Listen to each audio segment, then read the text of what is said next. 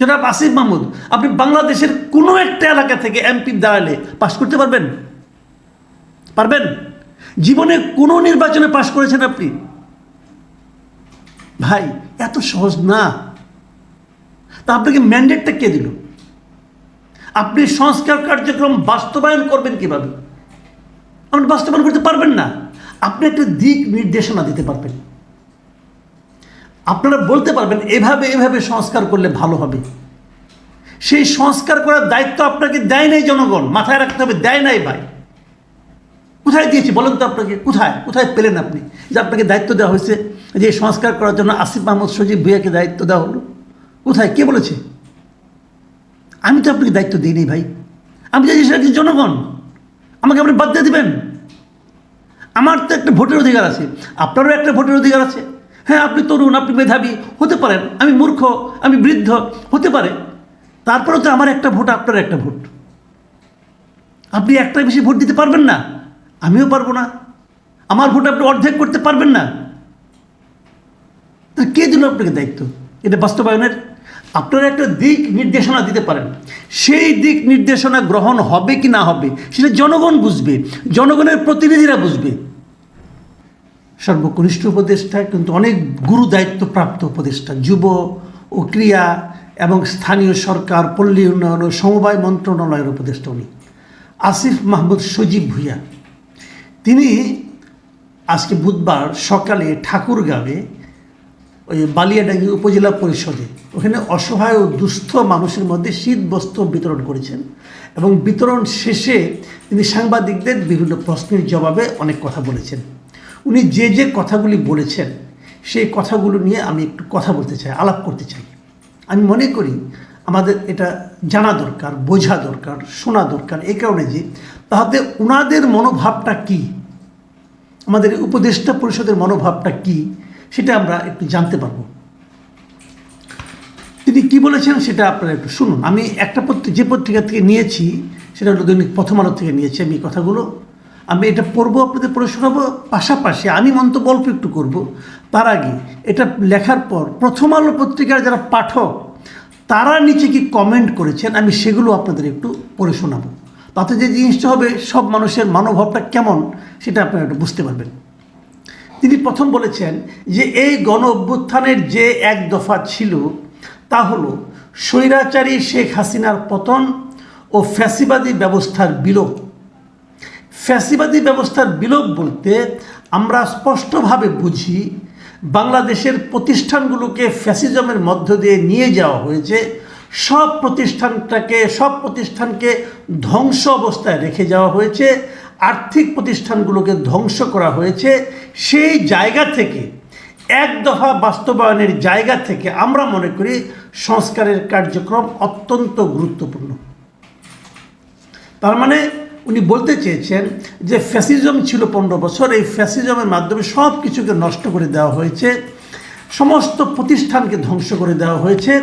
সেই জায়গা থেকে ওনাদের ধারণা যে সংস্কার করতে হবে। মানে কি? মানে যত জায়গায় ধ্বংসপ্রাপ্ত হয়েছে ওনারা কি সবগুলো রিপেয়ার করতে চান? 15 বছরে যত ধ্বংস করা হয়েছে ওনারা কি সবগুলিকে ঠিকঠাক করে একটা জায়গায় আনতে চান? এটা ওনারা চান। তারপরে উনি বলেছেন আরেকটা কথা, শুধু একটা নির্বাচন কিংবা ভোটের জন্য এত মানুষ জীবন দেয়নি।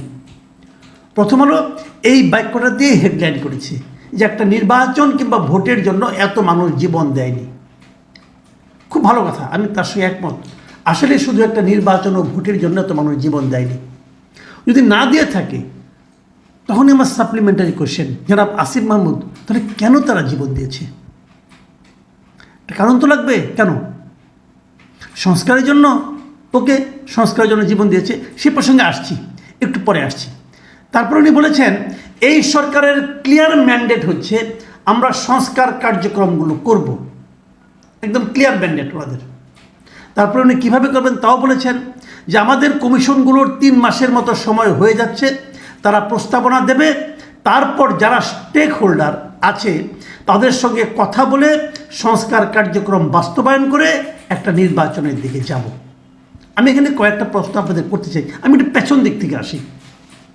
আপনি সংস্কার কার্যক্রম বাস্তবায়ন করে তারপর নির্বাচনের দিকে যাবেন, সংস্কার কার্যক্রম বাস্তবায়ন করতে গেলে আপনাদের সেই আইনগত অধিকার কি আছে? ধরেন আপনি সংবিধানের সংস্কার করলেন, সংবিধান সংস্কার করার অধিকার কে রাখে? জনগণ রাখে, জনগণের প্রতিনিধিরা রাখে। আপনি কি জনগণের প্রতিনিধি, নির্বাচিত প্রতিনিধি?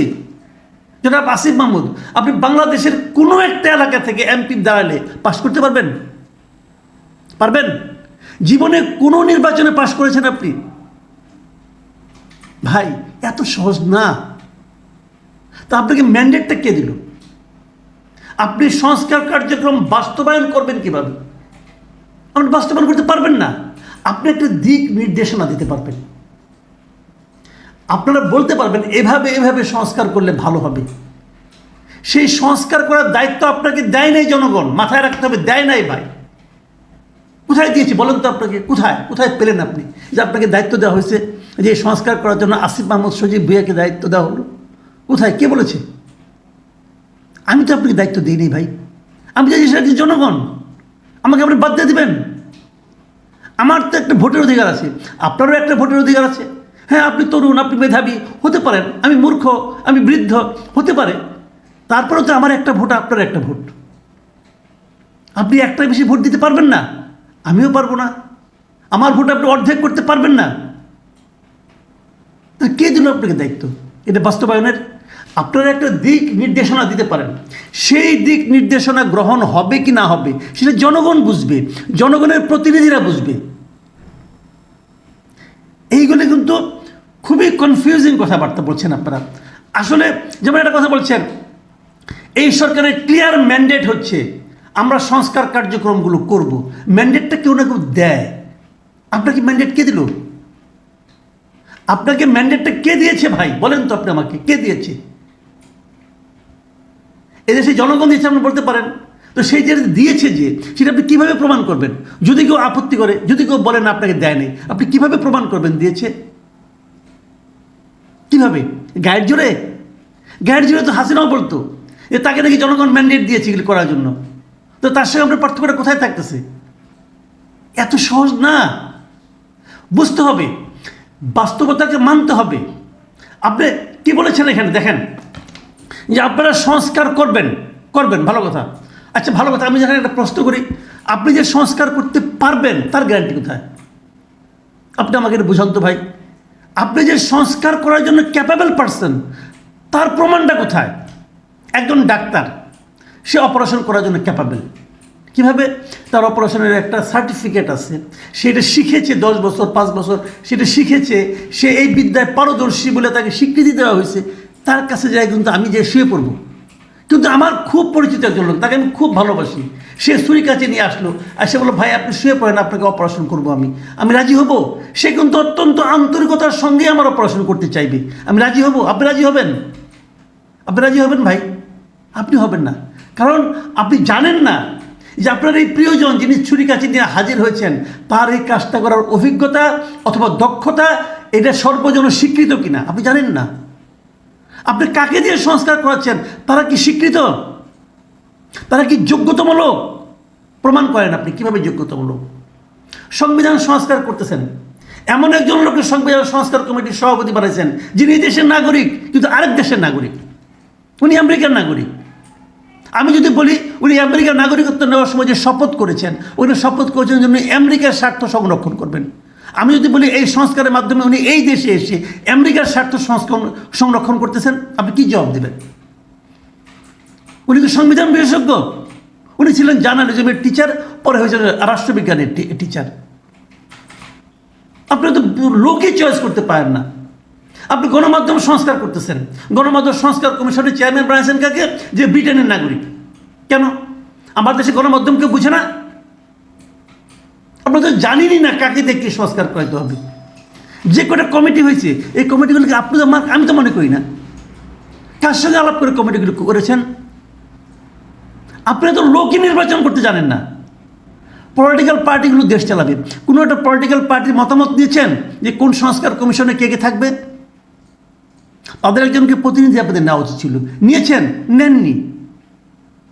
তাদের কোনো পাত্তাই দেননি আপনারা।